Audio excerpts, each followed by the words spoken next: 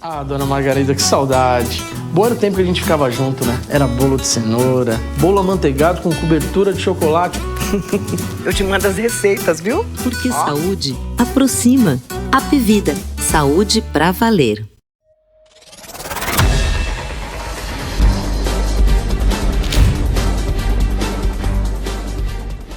Ei você, leitor, leitora do Portal do Holanda, eu sou Humberto Amorim, estou de volta. Hoje, uma terça-feira muito especial, porque nós vamos tratar de um assunto que tem prejudicado a vida de muitas pessoas. Antes de mais nada, eu gostaria que vocês, todos e que estão nos assistindo nesse momento, principalmente se você tiver idosos em casa, pessoas que você acha que sejam muito vulneráveis à conversa mole de muitas pessoas, que tem uma tendência, é uma pessoa que naturalmente, sem malícia, acredita em muita coisa que não deveria acreditar. Nós vamos falar de estelionato, minha gente. Estelionato. Mas antes, eu quero apresentar para vocês o doutor Henrique Veiga Lima. Ele é magistrado do Tribunal de Justiça do Estado do Amazonas. E o doutor Henrique vem aqui para conversar com a gente sobre fatos que talvez venham a assustar vocês. Mas eu quero permissão dele para dar o primeiro susto nos nossos espectadores. De 2011 até este ano foram distribuídas 6.548 ações tipificadas como estelionato ou estelionato majorado, cadastrado no sistema SAGE e Projude, havendo uma variação de aumento no decorrer dos anos. Como mostram os dados, foram 425 processos distribuídos em 2011, 659 5 anos depois e 803 no ano passado. A coisa está aumentando. Para concluir, eu quero dizer para vocês que o crime de estelionato é previsto no Código Penal Brasileiro, instituído pelo Decreto-Lei 2.848/1940, em seu artigo 171.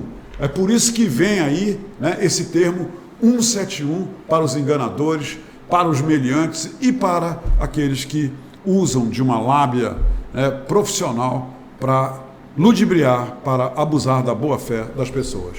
Doutor Henrique Veiga Lima, seja muito bem-vindo. Primeiro, prazer revê-lo. Muito prazeroso. Eu posso dizer da mesma forma do prazer que eu tenho de te rever, porque isso é uma amizade que já vem de mais de 30 anos. Mais de 30 anos, né, doutor Henrique? Puxa vida. Trabalhamos juntos no turismo. Trabalhamos juntos no turismo durante um bom período, onde eu comecei a minha vida profissional, trabalhando com turismo, depois com aviação e depois de outras idas e vindas eu acabei dando com os costados da magistratura. Que bom para tanta gente, que bom lhe ver, né, como eu estou lhe vendo, que bom recebê-lo aqui depois de tanto tempo, com alegria, com saúde e sobrevivendo. A nossa fila está andando, graças não é? A Deus.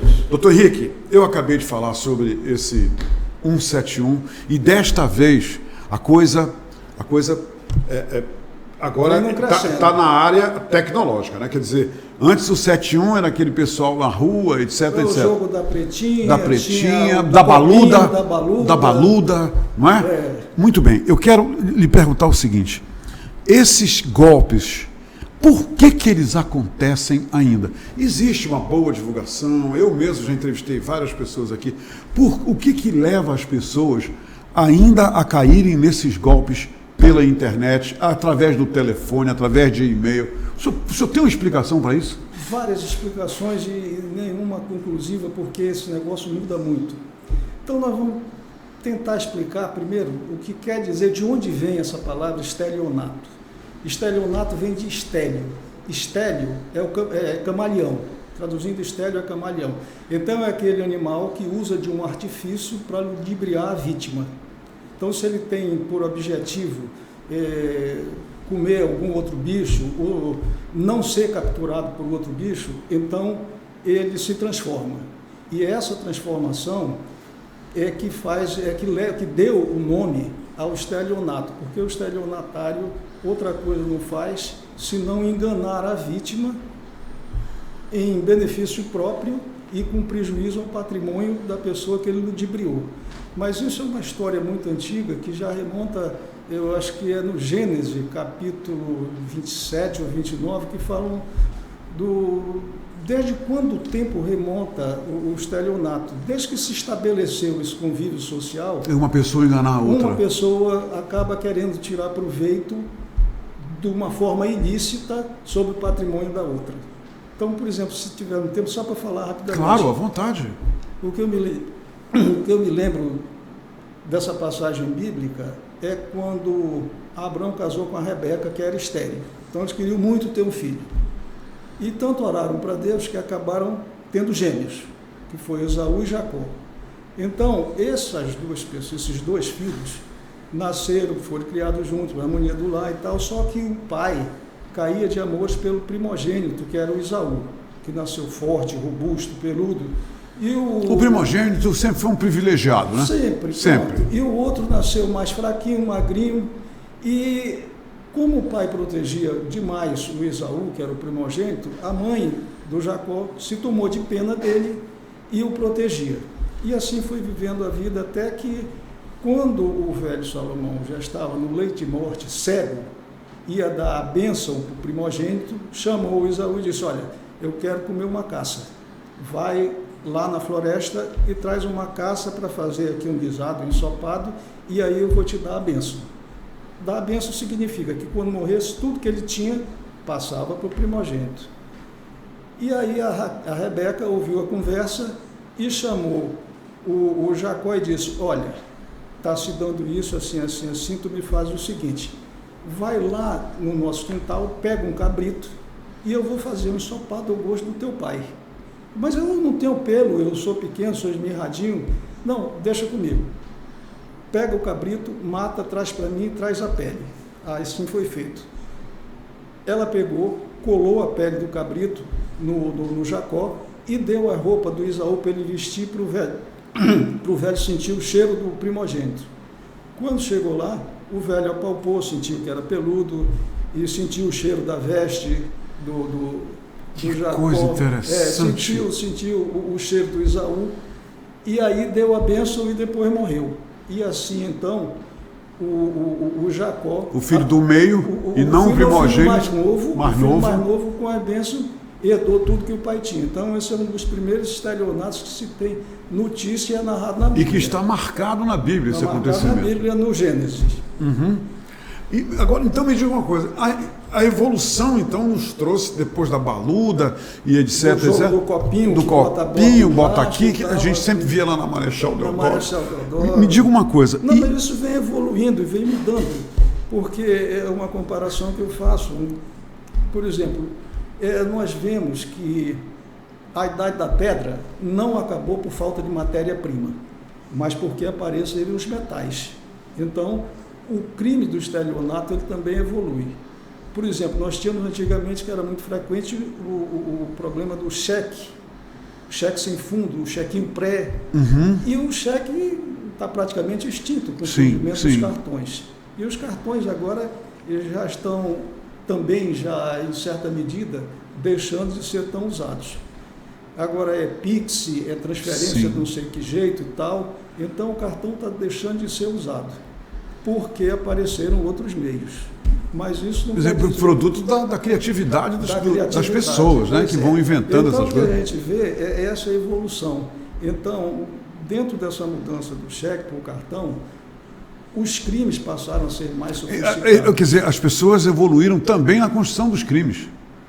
Exatamente, esse é o raciocínio do estelionatário. Então, ele tem que acompanhar a modernidade e seguir a corrente. E aí você vê, hoje é clonagem de cartão,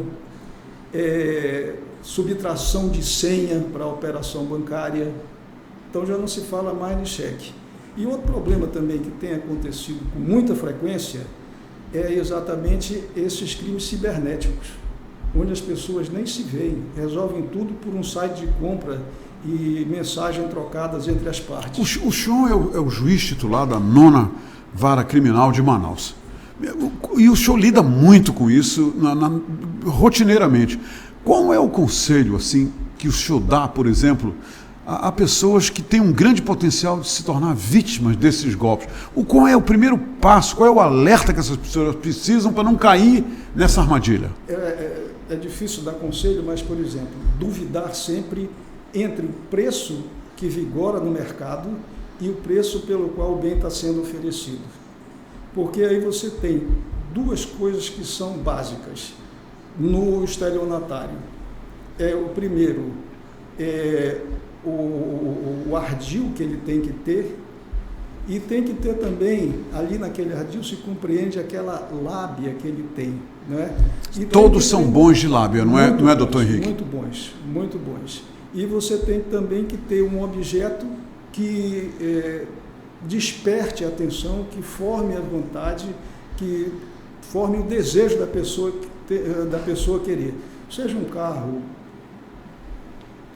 mais sofisticado, um carro melhor do que o que ele tem, ou que ele pretenda ter, seja uma lancha, seja uma bicicleta, um telefone de último tipo. Então, aquilo, pela beleza do bem, aquilo primeiro vai mexer com a vontade dele. Sim, então, ele usa esse artifício. Artifício vem de arte. É o famoso sonho de consumo, né? Que o cara quer concretizar. Aquilo, então, ele já se sentiu movido no sentido de que ter aquele bem, mas ele acha que não tem condição. Aí é que entra o ardil, que é a lábia, aquela forma, a facilidade, tudo. Então, o preço barato. Pronto, é isso aí. O preço barato é que influencia. Então, nesse preço barato, ele vai criar histórias fantásticas, fabulosas, mirabolantes, às vezes até matando a família inteira. É verdade. Não é? É verdade. Então, aí já está feito, basicamente ele já tem o que ele precisa. É despertar pelo belo e formar o convencimento pela lábia. Agora, o conselho era desconfiar de com quem você está transacionando. Principalmente, né, doutor Henrique, com quem você nem conhece. Você, às vezes, até um contato direto no telefone com uma pessoa que, com a lábia, faz com que você nem pense que não conhece essa pessoa. Não conhece. Olha, um dos golpes que está acontecendo agora, eu já tive 2 desses lá, recente. Você tem uma operação de compra e venda. A pessoa tem um bem para vender, anuncia num desses sites de compra e venda. Vamos chamar essa pessoa de A.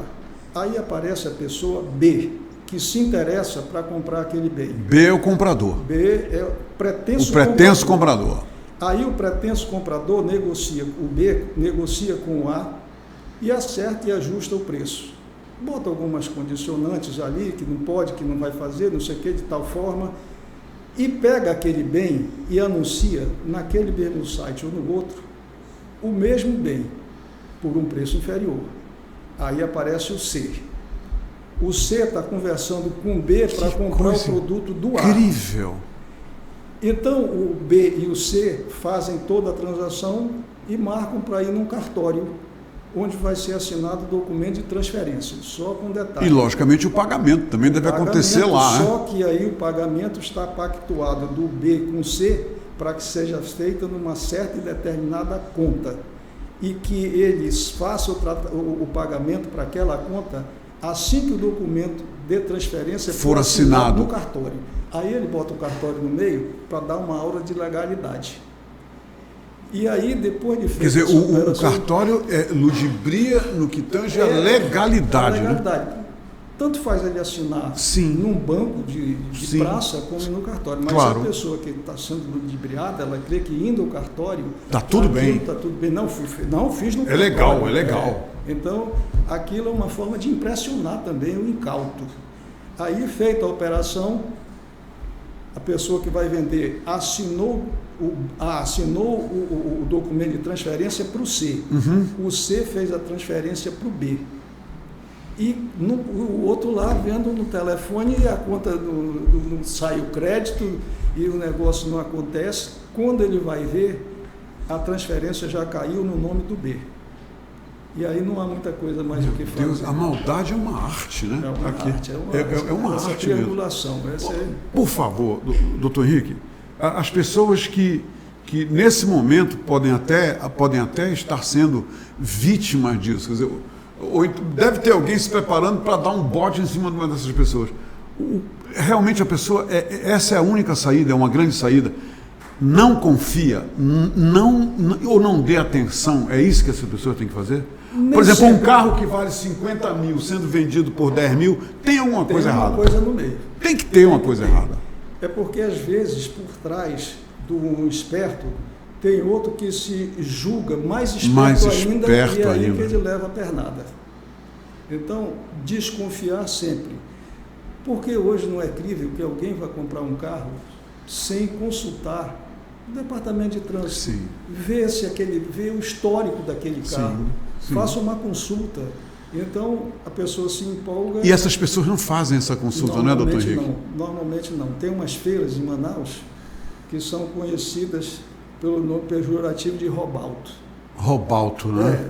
Então, a pessoa, quando vai para lá, tem casos assim que não são críveis como aquelas pessoas podem acreditar que estão fazendo um negócio envolvendo um dinheiro daquele tanto, sem desconfiar que podem estar sendo enganados. O senhor acha, então, que o comprador, de certa forma, ele está dizendo para si mesmo, eu estou me dando bem, isso aqui é uma galinha morta, é a tal da galinha morta? É a lei de Gerson. Exato, é a lei de Gerson. É a lei de Gerson. Sempre quer se dar bem, né? Mas há casos também que chega a dar pena, porque as pessoas são incautas, elas são crédulas, elas não têm vivência, então elas acreditam muito e se deixam seduzir pela lábia do vendedor. E aí acreditam e acabam perdendo, às vezes, até uma certa importância considerada. Doutor Henrique, qual é o papel do nono, da dona vara criminal? Quando eu chego lá e digo, olha, eu fui ludibriado, eu fui enganado, como é que a vara atua? Para pegar o meliante? O primeiro passo, isso tem que ser registrado, ele vai registrar uma ocorrência lá pela polícia. Sim, vai no BO, né? Faz lá. Então, aquilo vai gerar um inquérito que vai desembocar no Fórum de Justiça. Ok. Do Fórum de Justiça, ele vai ser uma distribuição, né? Pode cair, nós temos 10 varas criminais comuns, então pode cair em qualquer uma das varas. Então, quando cai em uma das varas, é que o indivíduo vai ser denunciado, né? O Ministério Público já denunciou, dali então vai se deflagrar todo o processo. Aí tem um outro fator, quando se deflagra esse processo, ele já foi indiciado, foi denunciado pelo Ministério Público e caiu na nona vara. Aí ele vai ser intimado e se ele for primário de bons antecedentes, ele pode... Isso meliante, né? Você está falando do meliante. Ele já foi denunciado, foi distribuído o processo, foi denunciado, foi para a nona vara e aí você vê que ele é primário de bons antecedentes. Recebe o benefício... Por ser primário. Por ser primário, ter bons antecedentes e apenas ser de um ano, a pena mínima começa com... Ele acaba nem baixando, né? Ele recebe o benefício, nem processado. Nem processado. Ele recebe o benefício da 9.099. Meu Deus do céu. E aí, se bem que aquilo é um benefício único, sim, aquilo ele vai receber, só pode receber esse benefício depois de 2 anos de cumprido o período que ele fica em observação, cumprindo aquelas medidas todas, e mais 5 anos para ficar com a ficha limpa. Então, quer dizer, são entre o fato e a data dos 5 anos para ele poder ter esse benefício de novo, então são 7 anos. Mas doutor Henrique, a conclusão final é que quem se dá mal é sempre aquele que cai no golpe, né? Sempre, né? Porque ele vai passar por momentos desgastantes, com processo e tudo para chegar no fim. Vara criminal não se discute dinheiro, não tem, você discute pena. Pena, exato. Você discute pena. O que interessa para quem foi ludibriado era o ressarcimento do dinheiro que exatamente, o dinheiro de volta. Né? Eu quero meu dinheiro de volta. Aí você pode fazer alguma forma de instar o fraudador a pagar. Mas é muito difícil. É muito difícil. Esse dinheiro retornar é muito difícil. Doutor Henrique. Só para encerrar. Não, pois não.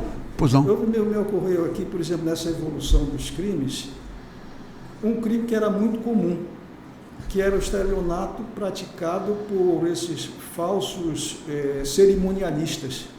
Então era festa de casamento e batizado, 15 anos, boda disso, boda daquilo, Sim. festa de formatura. Que as pessoas pagavam tudo Quando e chegava não tinha salão, não tinha nada. Não tinha comida, não tinha nada. Formatura, né? Eu vi vários acontecerem. Tu conhece, né? Conheço. Então agora, com esse negócio de pandemia, com isolamento social e tudo, eu acho que esse tipo de crime está em banho-maria. Tá hibernando aí, tá aí quieto, tirando uma soneca. Olha só que coisa interessante. Então, Henrique, eu acho que a grande conclusão do senhor ter vindo aqui, e que bom que o senhor veio e está nos dizendo, desconfiar, verificar e fazer uma pesquisa sobre o ofertante, se realmente é verdade, quantas festas ele fez, quantos carros ele vendeu, entrar em contato com o Detran e ir atrás para não cair numa armadilha que só vai dar dor de cabeça, não é? É isso mesmo. Doutor Henrique, muito obrigado pela entrevista. Tá certo. Obrigado por ter vindo aqui. Que bom revê-lo, que bom. Renovar aqui a minha felicidade de lhe encontrar de novo. Da mesma forma, Antônio, da mesma forma.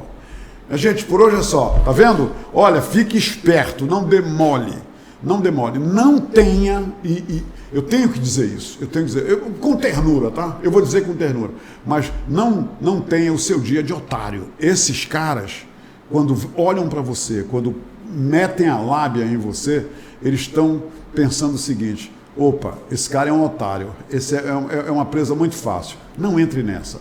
Faça o que o doutor Henrique Veiga Lima acaba de nos dizer. Desconfie e faça um levantamento total de tudo que envolve a transação.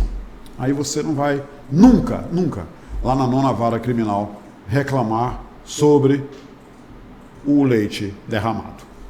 Um abraço. Ah, dona Margarida, que saudade. Bom era o tempo que a gente ficava junto, né? Era bolo de cenoura, bolo amanteigado com cobertura de chocolate. Eu te mando as receitas, viu? Porque saúde aproxima. Apvida, saúde pra valer.